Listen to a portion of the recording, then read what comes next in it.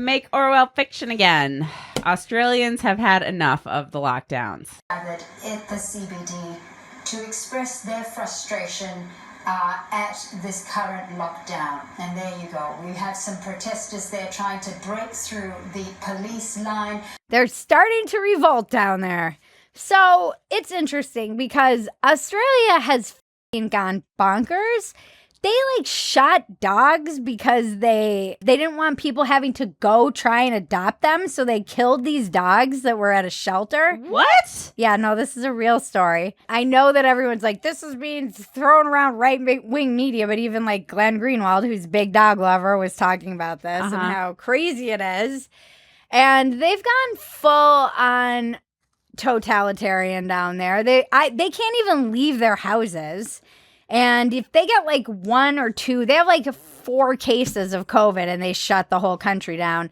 Now, somebody did an interesting thread that I read this morning, and he's Australian. I don't agree with all of this thread, but it was all about the context of why Australians they're actually quite law abiding. They trust their government because the government generally provides for them, and they get free health care. The services are good. Things run pretty smoothly. They come from a crown. He said if there's a queue, Australians get in it.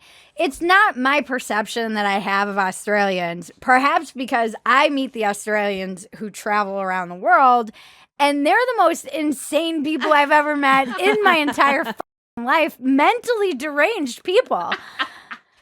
Doing drugs like ketamine and ecstasy, and then getting in fistfights in full tuxedos down by the water. Then they surfed in full tuxedos. I watched one guy, he's walking up this very rickety stairwell in Sri Lanka, and then he loses his balance and flips it backwards over the rail. The rail breaks, and then he just slides down the rail like Mary Poppins and lands. These people they're out of their minds. They're mentally deranged. This is the last population of people that I would have expected to go soft. On the conspiracy side, they're saying that the globalists the globalists are trying everything out on Australia and New Zealand first to see how it would happen, to see how they would react before then they'd try to expand it and make it more globally. Okay, well, I think that New Zealand's totally fucked, but I worry that they're never going to quite be the same after this. Yeah. The kangaroos don't even box anymore. They just do Tai Chi. It's a sad state of affairs. Who wrote that one? That's Dave. I liked it. It's hilarious.